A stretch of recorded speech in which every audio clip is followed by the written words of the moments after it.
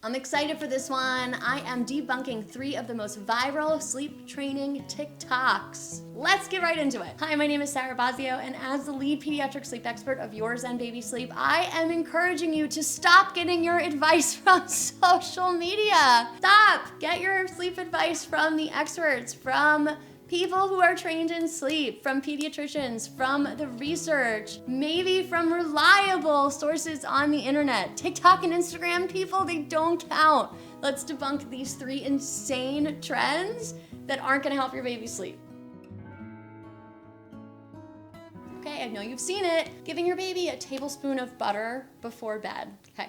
So the idea behind this is that your baby is going to feel nice and full, right? There's a lot of fat in butter, and making your baby feel full right before bed is going to help them sleep completely through the night. And what some viral influencers are claiming is that it magically resolved their sleep issues.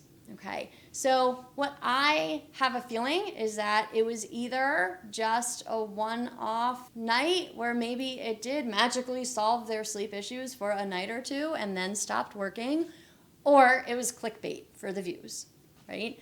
And people jumped on the trend and it started gaining traction, and then it became a thing. What we don't know in these situations is, did the mom give the baby butter, but then still used nursing to sleep, rocking to sleep, co-sleeping, etc.? Butter before bed is not going to translate to independent sleep habits. What is going to be the most reliable outcome of sleep and long stretches of sleep are independent sleep habits. Your baby's ability to fall asleep on their own and then be able to transition their sleep cycles throughout the night because they're confident in their skill and they're secure in their sleep space. They know where they fell asleep, and they know that they're in the same space that they fell asleep in, so they're okay to continue sleeping there throughout the middle of the night. So yes, is having a full stomach important?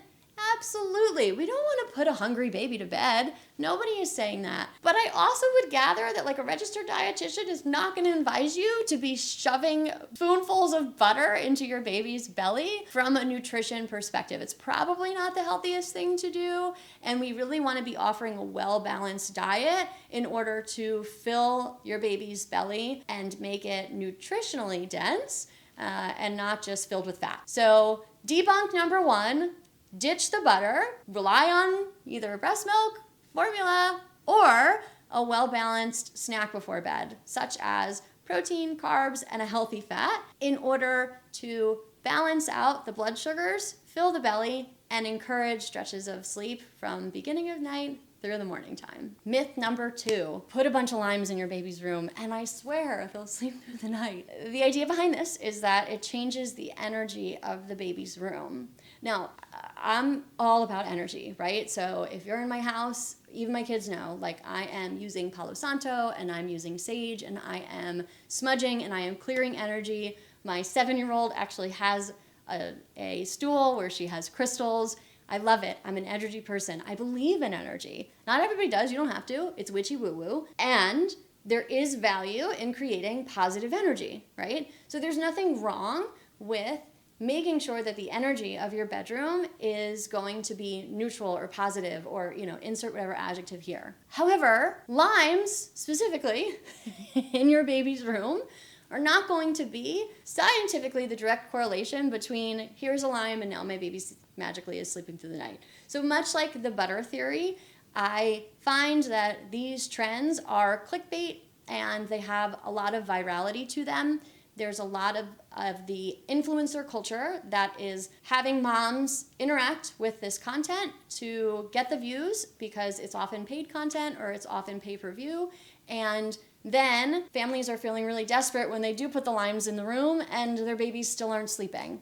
Well, why aren't your babies sleeping? Well, the same reason that I mentioned for the butter. Because they don't have the independent sleep habits, right? Your toddler doesn't know how to fall asleep on their own, or they're not being supported behaviorally in the correct way. So if you've tried the limes and it's not working, it's because you're not looking at the right pieces of sleep behavior. They need to be falling asleep on their own, and they need to know how to transition their sleep cycles in the middle of the night in order to ensure that they fall asleep and sleep through the night. If you want to continue to put the limes in, absolutely be my guest, but work on independent sleep while you're doing it. This is a general trend that I often get a lot of hate from because of my work, right? That sleep training causes attachment issues, that anybody who sleep trains is a monster because you're not responding to your child's needs and you're letting them cry. And there's this study about a Russian orphanage where the kids cried for a day and then they stopped crying and the Russian orphanage was completely silent because they just learned to not cry and it's learned helplessness. I just want to debunk it all, okay, people? I want to debunk it all. Another piece of this is the argument that,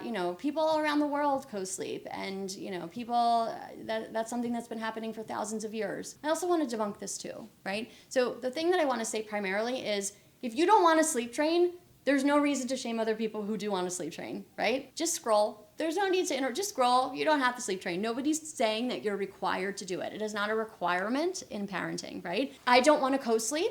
There's no requirement for me to co-sleep and nobody needs to shame me because I chose to sleep train my babies, right? I found that sleep was really important to my mental health and I know the research says that sleep is essential for their growth and development, and that is why we chose sleep as a priority in our household, much like we choose proper healthy nutrition as a priority in our household as well. So when we're making choices as families, we can choose to make these choices without having to shame other parents. Number one, that's going to be our ground rule for that. But then let's talk about the actual research about it, right? Yes, do families around the world have different options and choices?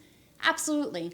We focus on the United States. The reason why sleep training is so popular in the United States is because we have different expectations in the US, right? We don't have villages. We have to go back to work, right? We don't have paid maternity leave. We have very expensive childcare and daycare. There's lots of things that factor into the reason why moms do need to sleep train and do need to enforce healthy sleep habits because they're going back to work much sooner than other countries around the world.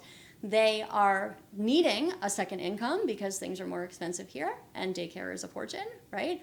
And we can't judge every family's individual circumstance. So when we're looking at that comparison, let's just focus on things in our culture and not comparing them to others because that's really dependent on regional differences, correct? Finally, when we're talking about the secure attachment piece, if we look at sleep training and the research with sleep training and secure attachment, there are no studies that say sleep training negatively affects secure attachment. There is one study that the anti-sleep training camp says that sleep training affects attachment. That is the hypothesis. So it's a Middlemiss study, right? Everybody likes to quote Middlemiss. The hypothesis is that sleep training affects attachment. But their conclusion, what people are not looking at is the conclusion. The conclusion is there actually are no effects, right? So they're not even reading through it. So again, stop taking your advice from Instagram and TikTok and actually go and read the study from start to end. So when studies are broken up, there's different sections of a research study that you need to look at and digest. A hypothesis might be what they're trying to set out to prove, and what they might do is they might not actually see that there's anything that supports what their hypothesis is, and that's okay, right? What the robust research says is that there are no effects on attachment when we sleep train.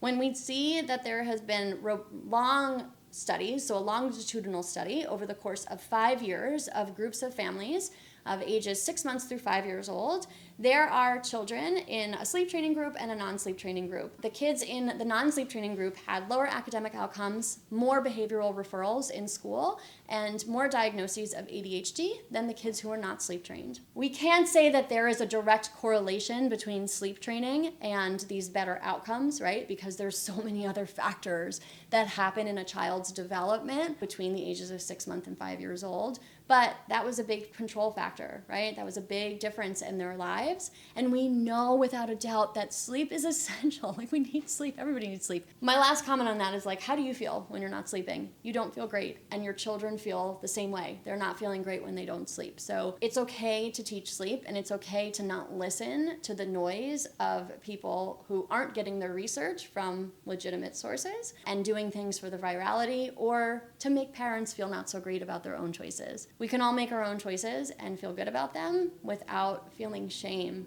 from random people on the internet. Like, just Stay away from the random people on the internet, please. What other myths do you want me to debunk? I love this. I think this is actually such a fun video series. Maybe I should make a series on it. Leave me a comment, and on your way, like and subscribe. I would love to hear from you. As always, from my living room to yours, thank you so much for joining me today, and I can't wait to see you next time.